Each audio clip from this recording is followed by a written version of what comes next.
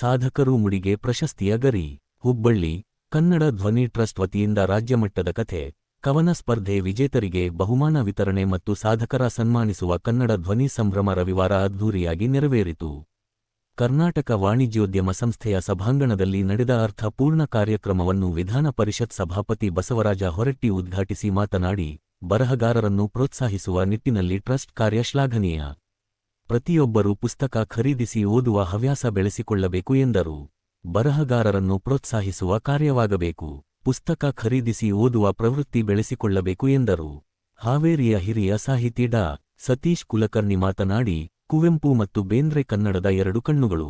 ಅವರನ್ನು ಬಿಟ್ಟು ಕನ್ನಡ ಸಾಹಿತ್ಯವಿಲ್ಲ. ಹೊಸ ಸಾಹಿತಿಗಳಿಗೆ ಮಾರ್ಗದರ್ಶನದ ಕೊರತೆ ಇದೆ.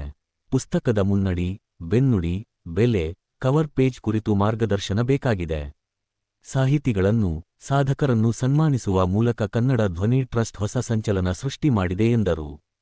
ಪತಂಜಲಿ ಯೋಗ ಸಮಿತಿ ದಕ್ಷಿಣ ಭಾರತ ಪ್ರಭಾರಿ ಭವರಲಾಲ್ ಆರ್ಯ ಟ್ರಸ್ಟ್ ಕಾರ್ಯ ಶ್ಲಾಘಿಸಿದರಲ್ಲದೆ ಕರ್ನಾಟಕ ರಾಜ್ಯ ಅಲ್ಲದೆ ಹೊರದೇಶದಲ್ಲೂ ಕನ್ನಡದಲ ಯೋಗ ತರಬೇತಿ ನೀಡುತ್ತಿರುವುದಾಗಿ ಹೇಳಿದರು.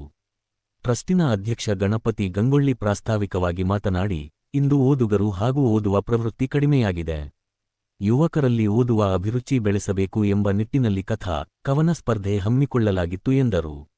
ಮಜೇಥಿಯಾ ಫೌಂಡೇಶನ್ ಚೇರ್ಮನ್ ಜಿತೇಂದ್ರ ಮಜೇಥಿಯಾ ಅಧ್ಯಕ್ಷತೆ ವಹಿಸಿ ಮಾತನಾಡಿ ಕನ್ನಡ ಚಟುವಟಿಕೆಗಳಿಗೆ ಸದಾ ಬೆಂಬಲ ನೀಡುವುದಾಗಿ ಹೇಳಿದರು. ವಾಣಿಜ್ಯೋದ್ಯಮ ಸಂಸ್ಥೆಯ ಅಧ್ಯಕ್ಷ ಜಿ. ಕೆ. ಆದಪ್ಪಗೌಡರ ಉಪಸ್ಥಿತರಿದ್ದರು. ಸನ್ಮಾನ, ಐಪಿಎಲ್ ಅಂಪೈರ್ ಅಭಿಜಿತ್ ಬೆಂಗೇರಿಯವರಿಗೆ ಕ್ರಿಕೆಟ್ ಸಿರಿ, ರಾಜೀವ ಗಾಂಧಿ ಆರೋಗ್ಯ ವಿಜ್ಞಾನ ವಿವಿ ಸಿಂಡಿಕೇಟ್ ಸದಸ್ಯ ಡಾ. ಎಂ. ಜೆ. ಜೀವಣ್ಣವರಿಗೆ ವೈದ್ಯ ಸಿರಿ ಕ್ರಿಕೆಟ್ ಸಿರಿ. ಎಲ್ಲರೂ ಹಿಂಗೆ ಪುಸ್ತಕ ಬರೆಯೋಕ್ಕಾಗೋದಿಲ್ಲ, ಎಲ್ಲರೂ ಹಿಂಗೆ ಬಹುಮಾನ ಪಡೆಯೋಕ್ಕೂ ಆಗೋದಿಲ್ಲ. ಹೀಗಾಗಿ ನಾನೇನಂತಂದ್ರೆ, ಕರ್ನಾಟಕದ ಜನತೆಯಲ್ಲಿ ಎಷ್ಟೊಂದು ಜನ ಈ ರೀತಿ ಸಿಗ್ತಾರೆ ಅನ್ನೋದನ್ನ ನಾವು ಹುಡುಕಿದ್ರೆ ಅತ್ಯಂತ ಕಡಿಮೆ ಪ್ರಮಾಣದಲ್ಲಿ ಇಂಥವ್ರು ಸಿಗ್ತಾರೆ.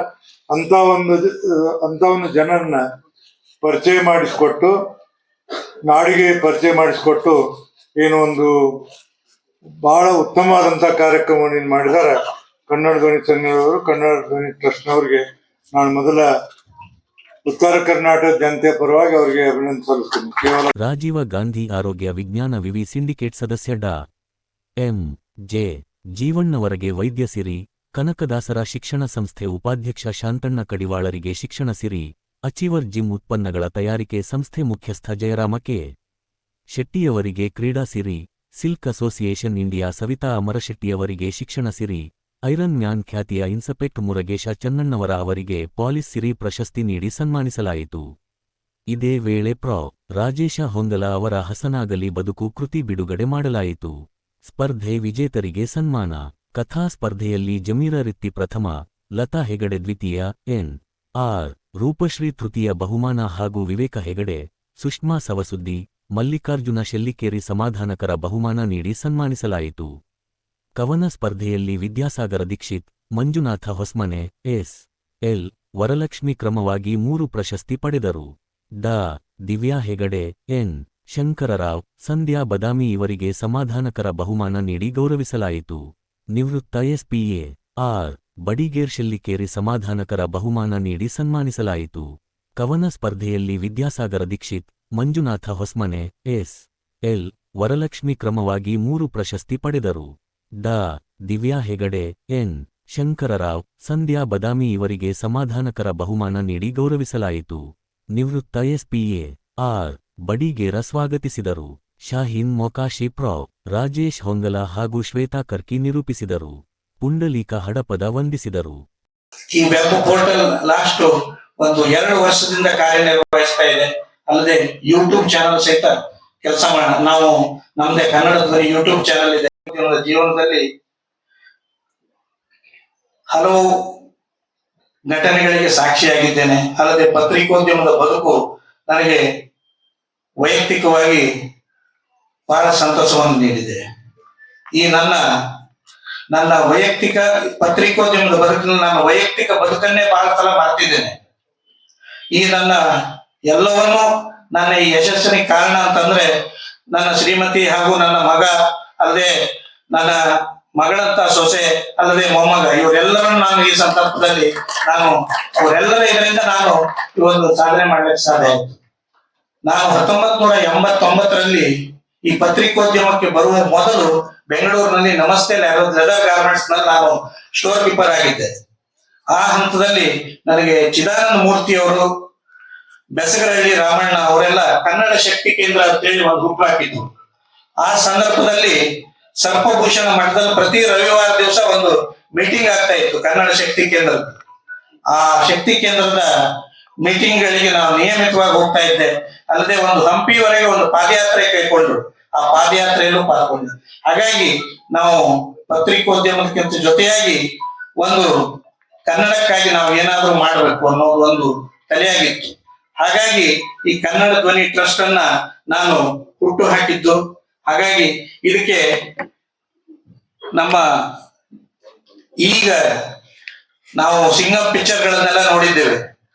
1990ರ ಸಂದರ್ಭದಲ್ಲೇ ಈಗ ನಿವೃತ್ತ SP ಆಗಿರುವಂತ AR ಬಡಿಗೆಯವರವರು ಹುಬ್ಬಳ್ಳಿಯಲ್ಲಿ ಸಿಂಗಂ ಅಂತ ಪ್ರಸಿದ್ಧಿ ಪಡೆದಿದ್ರು. ಅವರು ಒಂದು ಬುಲೆಟ್ ನಲ್ಲಿ ಬಂದ್ರು ಅಂದ್ರೆ ಗಣೇಶ್ ಪೇಟೆ ಏರಿಯಾದಲ್ಲಿ ಅವ್ರು ಎಲ್ಲರೂ ಓಡ್ ಹೋಗ್ತಿದ್ರು, ಅಷ್ಟವರು ಖಡಕ್ ವಾಪಸ್ ಅವರೆಲ್ಲರೂ. ಅವರು ಅಲ್ಲದೆ ಅನೇಕರು ನನಗೆ ಈ ಫೌಂಡೇಶನ್ಗೆ ಮಾಡಲಿಕ್ಕೆ ಸಹಕಾರ ನೀಡಿದ್ದಾರೆ. ಇವತ್ತು ಇಲ್ಲಿ ನಮ್ಮ ಈ ಧಾರವಾಡ ಜಿಲ್ಲಾ ಕನ್ನಡ ಸಾಹಿತ್ಯ ಪರಿಷತ್ತಿನ ಅಧ್ಯಕ್ಷರಾದಂತಹ ಲಿಂಗರಾಜ್ ಅಂಗಡಿ ಅವರು, ಕನ್ನಡಕ್ಕಾಗಿ ಸೇವೆ ಮಾಡ್ತಾ ಇರುವಂತ ಮರೇಗುದ್ದಿ ಅವರು, ಅಲ್ಲದೆ ಪ್ರಕಾಶ್ ಜೋಶಿ ಅವರು, AC ಗೋಪಾಲ್ ಸರ್ ಅವರು, ಯಾರ ಹೆಸರು ಮಹಾಂತಪ್ಪ ನಂದೂರ್ ಅವರು, ಹೀಗೆ ಯಾರನ್ನು ಎಲ್ಲರನ್ನು ಮತ್ತೊಮ್ಮೆ ನಾನು ಈ ಕಾರ್ಯಕ್ರಮಕ್ಕೆ ಸ್ವಾಗತಿಸ್ತೇನೆ. ನಮ್ಮ ಸ್ಪರ್ಧೆ ಮಾಡ್ಲಿಕ್ಕೆ ಕಾರಣ ಅಂತಂದ್ರೆ ಒಂದು ನಮ್ಮ ಇವತ್ತು ಓದುವ ಪರಂಪರೆ ಕಡಿಮೆ ಆಗ್ತಾ ಇದೆ ಪತ್ರಿಕೆಯಲ್ಲಿ. ಅಲ್ಲದೆ ನಾನು ಒಂದು ವಾರ ಬೆಂಗಳೂರಿನ ಪೇಪರ್ ವ್ಯಾಲ್ಯೂಯೇಷನ್ ಹೋಗಿದ್ದೆ. ನಾನು ಮನೆಗೆ 3 ಪೇಪರ್ ತರಿಸ್ತೀನಿ ದಿವಸ ತಂದ ಪೇಪರ್ 21 ಪೇಪರ್ಗಳನ್ನ ನಾನು ಬೆಂಗಳೂರಿನಿಂದ ಬಂದ ನಂತರ ಹೇಗಿತ್ತು ಹಂಗೆ ಬಿದ್ದಿತ್ತು ಅಂತ ಹೇಳಿದ್ರು. ಅಂದು ಇವತ್ತು ವಾಸ್ತವ ಅಂತಂದ್ರೆ ಓದುವರ ಸಂಖ್ಯೆನೂ ಕಡಿಮೆ ಆಗಿದೆ ಪತ್ರಿಕೆಯಲ್ಲಿ, ಪುಸ್ತಕ ಇರಲಿ. ಈ ನಿಟ್ಟಿನಲ್ಲಿ ನಮ್ಮ ಕನ್ನಡವನ್ನ, ಈ ಕನ್ನಡದ ಕಥೆಗಾರರಿಗೆ, ಹೊಸಬರಿಗೆ ಅನೇಕರಲ್ಲಿ ಸೂಕ್ತ ಪ್ರತಿಭೆ ಇರ್ತದೆ, ಅಂತವರನ್ನು ಪ್ರೋತ್ಸಾಹಿಸುವ ನಿಟ್ಟಿನಲ್ಲಿ ನಾವು ಈ ಬಾರಿ ಒಂದು ಕನ್ನಡ ಧ್ವನಿ ಫೌಂಡೇಶನ್ ವತಿಯಿಂದ ನಾವು ಒಂದು ಸ್ಪರ್ಧೆಯನ್ನು ಏರ್ಪಡಿಸಿದ್ವಿ. ಸುಮಾರು 300 ಕತೆ ಕವನಗಳು ಬಂದಿತ್ತು. USA ದಿಂದ ಬಂದಿತ್ತು, ಚೆನ್ನೈದಿಂದ ಬಂದಿತ್ತು, ಮುಂಬೈನಿಂದ ಬಂದಿತ್ತು, ದೆಹಲಿಯಿಂದ ಬಂದಿತ್ತು, ಅಲ್ಲದೆ ರಾಜ್ಯದ ವಿವಿಧ ಕಡೆಯಿಂದ ಬಂದಿತ್ತು. ಇವತ್ತು ಹಿರಿಯ ಪತ್ರಕರ್ತರು ಹಾಗೂ ಸಾಹಿತಿಗಳಾದಂತ ಅರುಣ್ ಕುಮಾರ್ ಹಬ್ಬು ಅವರು ಹಾಗೂ ಹಿರಿಯ ಕವಯತ್ರಿಯರು ಜರಡಿ ಹಿಡಿದು ಕೊಟ್ಟಂತ ಸುಮಾರು ಒಂದು 15 ಕತೆ ಮತ್ತು ಕವನಗಳನ್ನ ಓದಿ ಒಂದು ಅಂತಿಮವಾಗಿ ಪ್ರಕಟಿಸಿದ್ರು. ಅದರಲ್ಲಿ 3 ಜನರಿಗೆ ಪ್ರಶಸ್ತಿ ಹಾಗೂ 3 ಸಮಾಧಾನಕರ ಬಹುಮಾನಗಳನ್ನು ನೀಡಲಾಗ್ತಾ ಇದೆ. ಈ ಸಲನೂ ಹಾಗೆ ಮಜೇತಿ ಅವರು ಇಂಥ ಒಂದು ಕಾರ್ಯಕ್ರಮ ಮಾಡ್ತೀನಿ ಅಂತ ಅಂದ್ಕೊಳ್ಳೆ ಆ ಪ್ರಶಸ್ತಿ ಮೊತ್ತ ನಾನು ಕೊಡ್ತೀನಿ, ಅಲ್ಲದೆ ಮುಂದೆ ಒಂದು ನಿಯಮಿತವಾಗಿ ಒಂದು ಠೇವಣಿ ಇಡುವಂತ ಒಂದಿಷ್ಟು ಹಣ ಅವ್ರಿಗೆ, ಹಾಗಾಗಿ ಅವರಿಗೆ ನಾನು ಇಡೀ ಸಭೆಯ ಮುಖಾಂತರ ಮತ್ತೆ ಇಂಥ ಕನ್ನಡ ಸೇವೆಯನ್ನು ಮಾಡ್ತಾ ಇರುವಂತ ಅವರಿಗೆ ನಾನು ಮತ್ತೊಮ್ಮೆ ಕೃತಜ್ಞನಾಗಿದ್ದೇನೆ. ಇವತ್ತು ಪ್ರಶಸ್ತಿಯನ್ನು ಪಡೆದವರು ಬ್ಯಾಡಿಗೆಯ ಜಮೀರ್ ರೀತಿಯವರ ದೇವರ ದೀಪ ಅನ್ನುವಂತ ಒಂದು ಕಥೆಗೆ ಇವತ್ತು ಪ್ರಶಸ್ತಿ ಬಂದಿದೆ.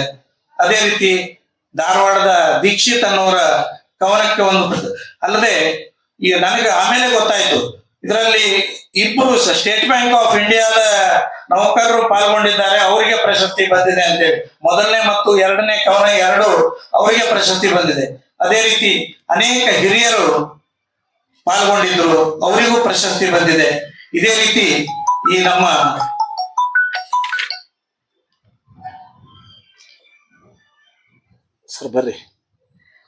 ಪ್ರಮುಖವಾಗಿ ಕೆಲಸಗಳನ್ನು ಮಾಡೋಣ. ಅದೇ ರೀತಿ ನಾವು ಈ ಕನ್ನಡ ಧ್ವನಿ ಸಂಭ್ರಮ ಇವತ್ತು ಒಂದು ದಿವಸಕ್ಕಲ್ಲ, ಪ್ರತಿ ವರ್ಷವೂ ಒಂದು ಇಡೀ ದಿವಸದ ಕಾರ್ಯಕ್ರಮವನ್ನು ಮಾಡಿ ನಮ್ಮ ಕನ್ನಡದ ಲೇಖಕರಿಗೆ ಮತ್ತು ಕವಿಗಳಿಗೆ ಪ್ರೋತ್ಸಾಹ ನೀಡುವ ನಿಟ್ಟಿನಲ್ಲಿ ಒಂದು ಕಾರ್ಯಕ್ರಮ ಹಮ್ಮಿಕೊಳ್ಳುವಂತ ಒಂದು ಯೋಜನೆ ಇದೆ. ಕವಿಗೋಷ್ಠಿ ಮುಂತಾದ ಕಾರ್ಯಕ್ರಮವನ್ನು ಮಾಡುವ ಮೂಲಕ ಒಂದು ಇಡೀ ದಿನದ ಕಾರ್ಯಕ್ರಮವನ್ನು ಮಾಡಬೇಕು ಅನ್ನೋದು ನಮ್ಮ ಆಶಯ. ನಿಮ್ಮೆಲ್ಲರ ಬೆಂಬಲ ಆಶಯ ಇದ್ರೆ ಅದು ಸಾಕಾರಗೊಳ್ಳುವುದರಲ್ಲಿ ಯಾವುದೇ ಸಂಶಯವಿಲ್ಲ. ಹಾಗಾಗಿ ತಮಗೆ ಮತ್ತೊಮ್ಮೆ ಈ ಒಂದು ಕನ್ನಡ ಧ್ವನಿಯ ಪರವಾಗಿ ತಮ್ಮೆಲ್ಲರನ್ನು ಮತ್ತೊಮ್ಮೆ ಸುಸ್ವಾಗತವನ್ನು ಕೋರ್ತೇನೆ. ಇಷ್ಟರಲ್ಲೇ ನಮ್ಮ ವಿಧಾನ ಪರಿಷತ್ ಸಭಾಪತಿಗಳಾದಂತ ಹೊರಟ್ಟಿಯವರು ಅವರನ್ನು ಸ್ವಾಗತಿಸೋಣ. ಪ್ರಾಸ್ತಾವಿಕ ಮಾತುಗಳನ್ನು ಮುಗಿಸ್ತೇನೆ. ಹುಬ್ಬಳ್ಳಿಯಲ್ಲಿ ನಾನು 89ರಲ್ಲಿ ಬಂದಾಗ ಸಂಯುಕ್ತ ಕರ್ನಾಟಕ ನನ್ನ ಪಾಲಿಗೆ ಬೆಳಕಾಯಿತು. ಅದೇ ರೀತಿ ಕನ್ನಡಮ್ಮ ನನ್ನ ಪಾಲಿಗೆ ಬದುಕಾಯಿತು. ಒಬ್ಬ ತಂದೆ ಮಗಳನ್ನ ಹೇಗೆ 23 ವರ್ಷ ಪಾಲಿಸ್ತಾರೋ ಆ ರೀತಿಯಲ್ಲಿ ಬೆಳೆಸಿದಂತ ಸಂಜೆ ದರ್ಪಣ ನನ್ನ ಪಾಲಿನ ಧ್ವನಿ ಆಯಿತು. ಇವತ್ತು ಮತ್ತೊಮ್ಮೆ ಒಂದು ಹೊಸ ಸಾಹಸದ ಮೂಲಕ ಹುಬ್ಬಳ್ಳಿ ಸಂಜೆಯೊಂದಿಗೆ ನಿಮ್ಮೊಂದಿಗೆ ಮತ್ತೊಮ್ಮೆ ಗುರುತಿಸಿಕೊಂಡಿದ್ದೇನೆ. ನಿಮ್ಮೆಲ್ಲರ ಬೆಂಬಲ ಸಹಕಾರ ಇರಲಿ ಅಂತ ಹೇಳ್ತಾ ನಾನು ನನ್ನ ಮಾತಿಗೆ ವಿದಾಯ ಹೇಳ್ತೇನೆ. ನಮಸ್ಕಾರ.